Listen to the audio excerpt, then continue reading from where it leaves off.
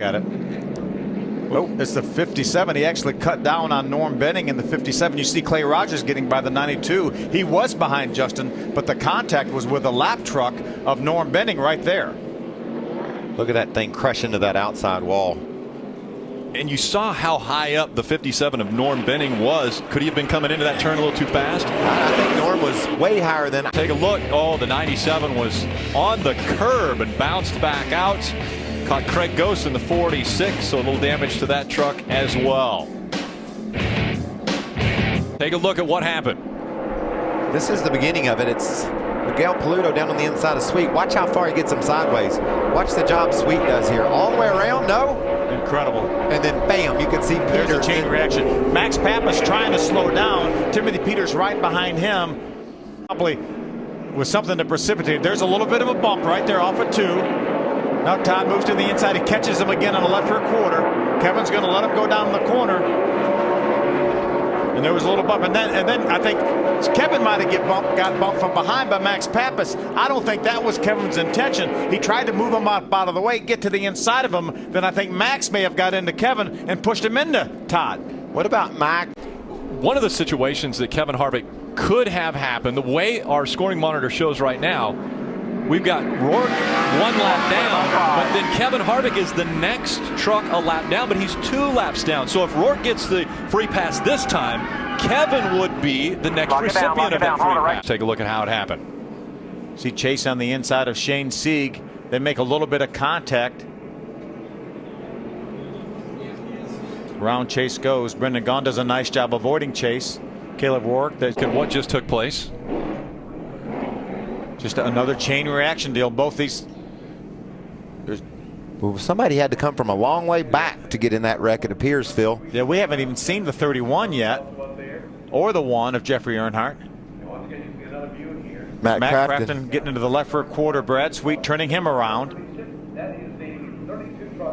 I love that super slow motion shot. Sweet slides up the racetrack, blocks the track, and then problems happen behind him as well. I think this might happen at the other end. Wow, this is the other end of the racetrack. Battling for space. James Buescher was trying to get to the inside of Jeffrey Earnhardt, going down in the corner. Wow, that's look at the that very thing. Fastest part of the racetrack when these guys got together.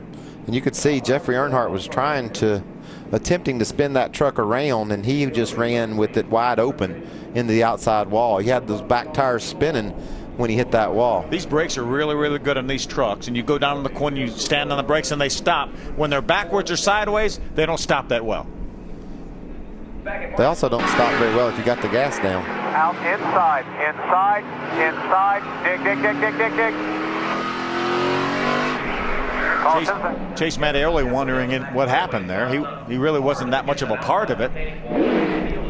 Watch this second incident. It looks like James Buescher gets on the inside of Jeffrey and just maybe wheel hops, but did you see that, Phil? Yeah, wow. He was wide open, spinning the tires into that outside wall.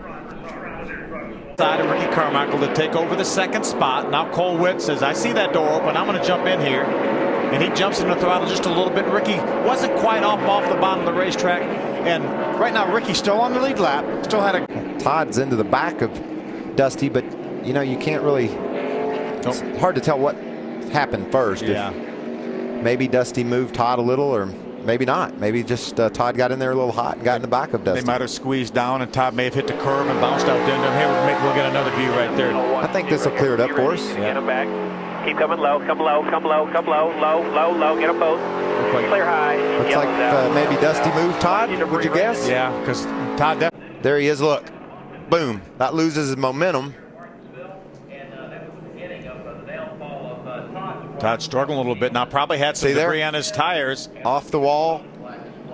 And then that gets some trash. You know, we saw that rubber flying. He goes up high. And then it's worse. Then he has more rubber on the tires. Up into the marbles and around Todd Bodine goes. Just no grip at all out there in those marbles. Todd does a nice job keeping that truck out of the outside wall. I bet you Todd would have promised you he had a flat tire. It felt so bad, but it just all that excess rubber on his tires. Check it out. 3 wide. Chase Mattioli gets split. the 32 truck of Brad Sweet. He has no way of making this corner, so he just uses Miguel Paluto to make it, and Shane Sieg spins out Matt Lofton.